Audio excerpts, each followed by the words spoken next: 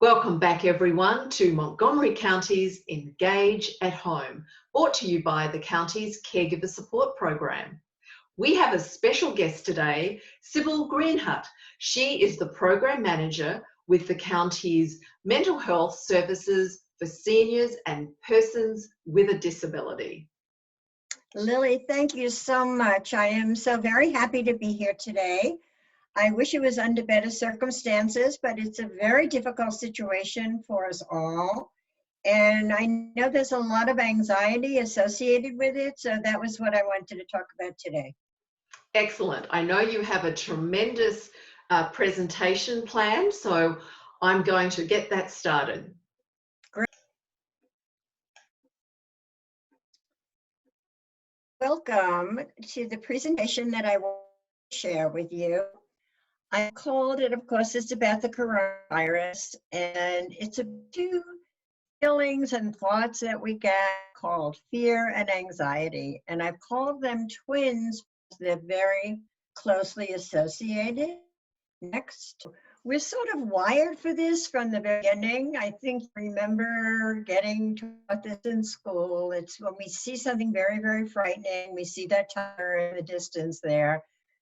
We have what's called either a fight or a flight reaction. In the middle should be something, we should also include freeze because that happens to many people. And that usually is the way that we were acting. Next. At that time, we were responding with our primitive, or what some people refer to as our reptilian brain. You'll see it there in pink. It was a very basic response. It was based really on our survival instincts, and it told us to run. Next. As we've evolved, our brain was evolving, and we were able to associate feelings with things that we saw. It became an emotional type of our brain. Some people refer to this as the limbic part of our brain. We associate feelings with what there's a danger, and usually there's great anxiety, and then you run. Next. As we continue to evolve, the part of the brain that we refer to as our neocortex developed, and we were able to think. The thought said, we saw this approaching, this is dangerous, I had better run now. Next. So today, we find ourselves dealing with both our fears and our anxieties, or our thoughts and our feelings. And it's very important to examine both of these to see that they're very different. And how do we work with each one of these? Next. Fear is what I wanted to start with. It's the most highly developed part of our brain. And fear is really a thought process. It's a recognition of something that may occur, a possibility that something negative may occur. It's usually something we think about in the future. There's an actual or potential or unpleasant event or situation that's going to happen. It could involve personal harm to self or to family, but it involves the thought process of appraisal, analysis of the situation. What is that potential harm? So this is all going on in our thoughts. The good part about this is that a thought can be talked about. We talk about our thoughts. Next. Anxiety, on the other hand, is a reaction. And anxiety, we're reacting to the present danger or future danger, which I previously feared. But it's a feeling state, it's an emotion. Our thoughts are in our head, our feelings, we're feeling them in different parts of our body. It's an emotion. It's usually marked with a lot of apprehension, uncertainty. There's a sense also that there's nothing you can do about it. It's not pleasant. It's a really unpleasant type of emotion. Again, we feel it in different parts of our body. Next. So when does this fear, which is a thought, turn into this emotion, this anxiety? How does this happen? this anxiety or this very unpleasant state, it becomes activated as this threatening situation gets closer and closer. It's aroused by a present danger, either thinking about it too much, or imagining it, repeated exposure on TV, and then you start to feel this anxiety. Next. I want to give you some examples so you can really understand the difference between these two. Let's start with the thought. We're going to talk about going to the beach, and we're going to talk about how wonderful that would be. And all of a sudden, you start to have thoughts. You start thinking about that bridge, that Bay Bridge. What's it going to be like? My car could go off the side of the bridge. I've seen pictures of cars going off into the bay.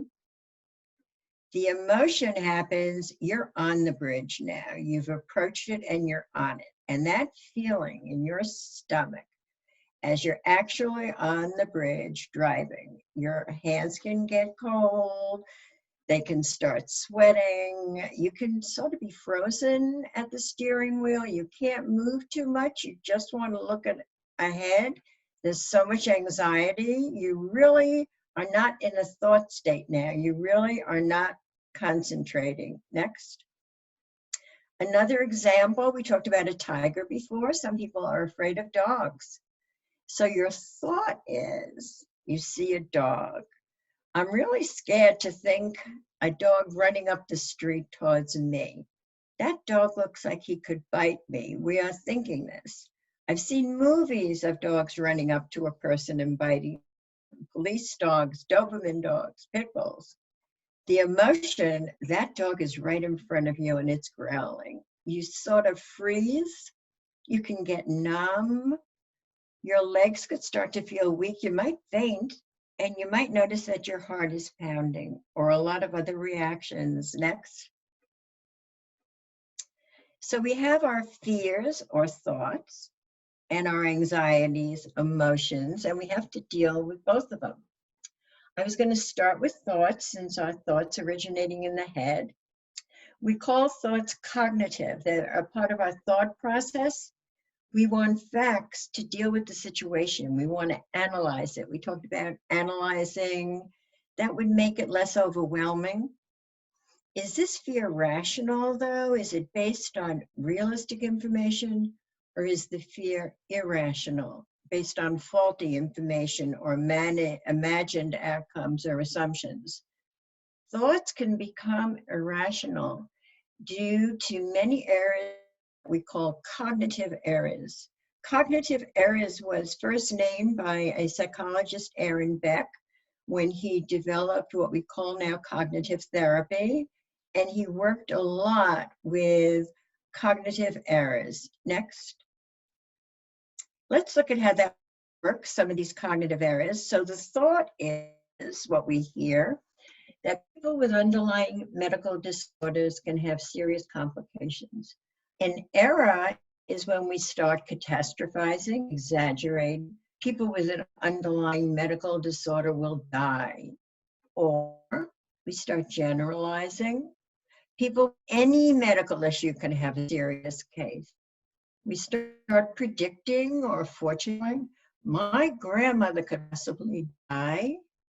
And then one of the worst cognitive errors is all of the shoulds. I should have taken better care of myself. I would have prevented my diabetes from getting worse because I have a pre-existing condition. I should have done that. Another cognitive error is counting positive information, such as, I know the curve is flattening in New York, but that doesn't mean anything because we're here in Maryland. Next slide. So how do we deal with these fears and prevent us from getting into our cognitive errors?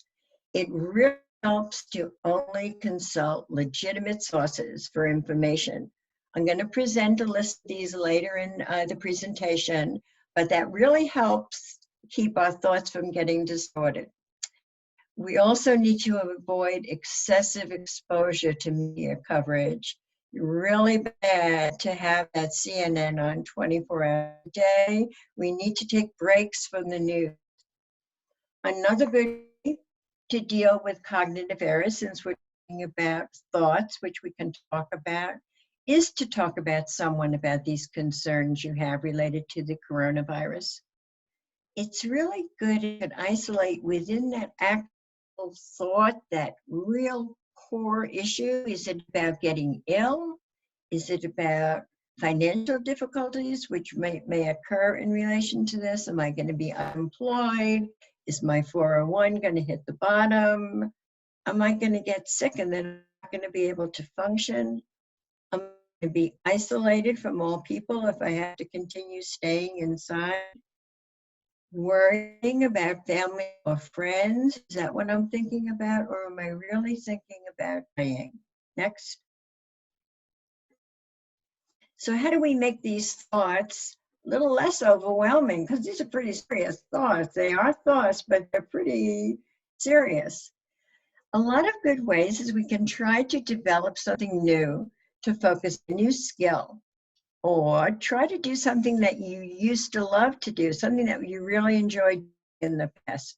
Or again, trying something that you always wanted to do. Did you always want to become a great Italian cook, or want to learn how to bake? And this thing that would be totally distracting when you're trying to learn something new. Keep in touch with your family and friends. That's so important now, particularly when we're asked to formally distance. To keep reaching out and stay in touch, it really helps our thoughts, and it gives us someone to speak to about our thoughts. Establishing routines is very helpful for organizing our thoughts and keeping them from getting overwhelming and spinning out of control. Keeping to this regular schedule. There are so many things that we can do online. There are so many things to stream. There are videos. Participating in online worship service, support groups, talking to friends, or starting a Zoom group.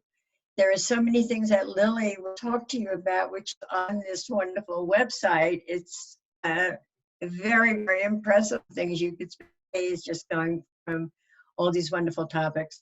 A very important thing when your thoughts start to getting overwhelmed is avoid making major life decisions. It is not a good time to do that. Next.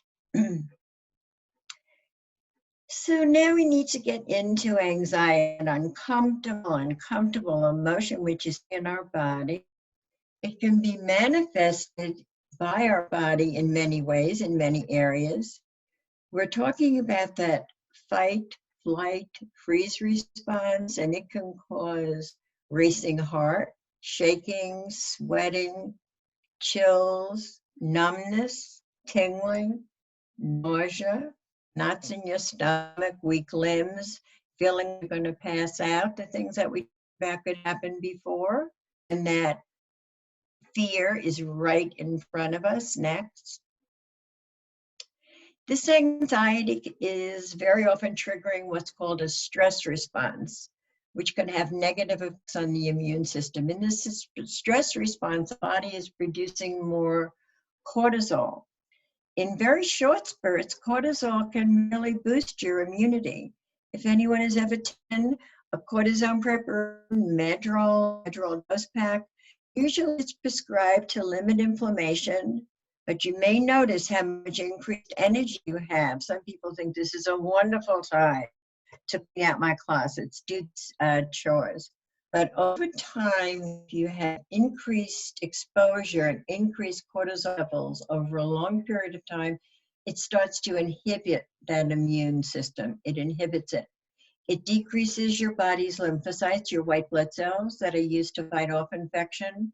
And these increased cortisol levels over time can cause all kinds of illnesses, certainly anxiety, depression, arthritis, fibromyalgia, lupus, psoriasis, inflammatory bowel, faster heart rate, heart disease, gastric ulcer, and increased risk for type 2 diabetes. So many illnesses which are associated with this constant elevated cortisol level. Next.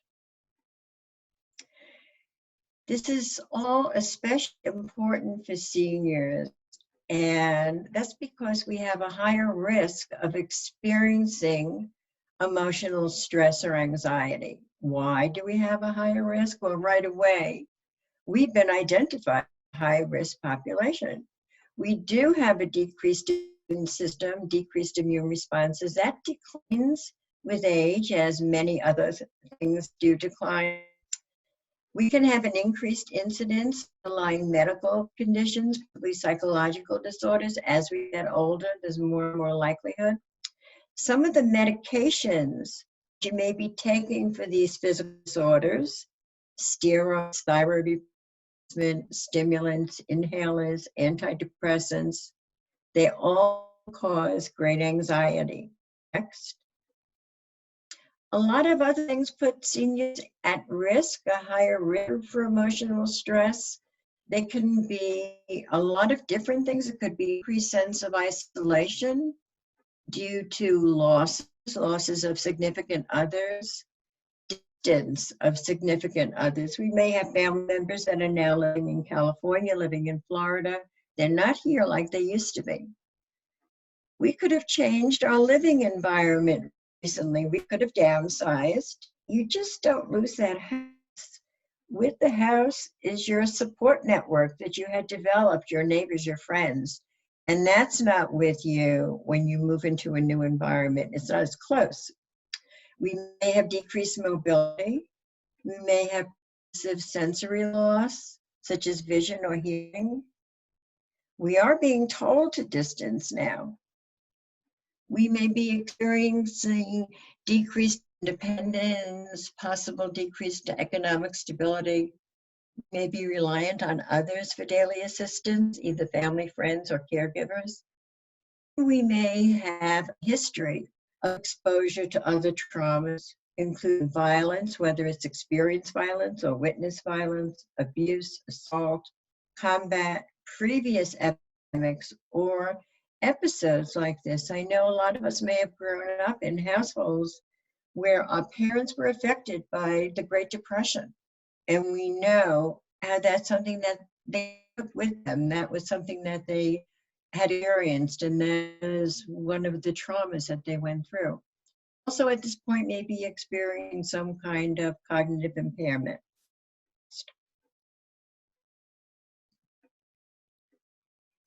So we describe this emotion as an anxiety that's sitting in your body. So my suggestions are really going to be focusing on things that help and strengthen your body, such as eating well-balanced meals, getting plenty of sleep, making sure that you're rested. Routines, again, routines can do a great deal to alleviate anxiety or reduce it. Avoiding alcohol or caffeine, again, taking breaks, definitely deep breathing, stretching. These are all body things that we do with our body, or exercising regularly. We also have a lot of mindfulness exercises, things that would be involving taking deep breathing, stretching, or meditating. And I'm going to conclude with a meditation experience and see how that can reduce your anxiety. Next. The resources that I referred to before, the importance of reliable resources. Some of these are our federal resources, samhsa.gov. We have the cdc.gov. Our state resource website would be coronavirusmaryland.gov. We have the next website is a wonderful, wonderful resource guide put together by our colleague Pazita V, who is in charge of our village program. And it's just so complete. It's very, very impressive. Our local website would be montgomerycounty.gov, COVID-19. And again, we have our caregiver blog, which is very focused on Engage at Home, which we're all experiencing right now. We put my contact information here in case there are any questions that you have, or you want to speak to me about anything that you saw. My email is at the very bottom. It's montgomerycountymaryland.gov, and that's how you can reach me. Thank you. Well, thank you so much, Sybil. That was an amazing presentation. Is there anything else you would like to share with our viewers before we leave them today? Yes, I did want them to know that there are services available if they would like to access treatment services, if they feel like that's something they would like to pursue. Montgomery County Behavioral Health has an access team which will make connections and referrals for treatment. Their telephone number is 240-777-1770. And we have a crisis center, which is open 24/7. And their number is 240-777-4000. Thank you. Excellent, thank you. And you have really helped us understand what some of the feelings that we're probably all going through. So it's nice to be reminded that sadly what we're often feeling at the moment is a universal feeling, but we can do something about it. And I think Right. that's a big takeaway for me, is that we can do something about it. We have tools. We have tools. Right. So thank you once again. Go well, keep calm, and thank you for joining us on Montgomery County's Engage at Home. Thank you for having me here.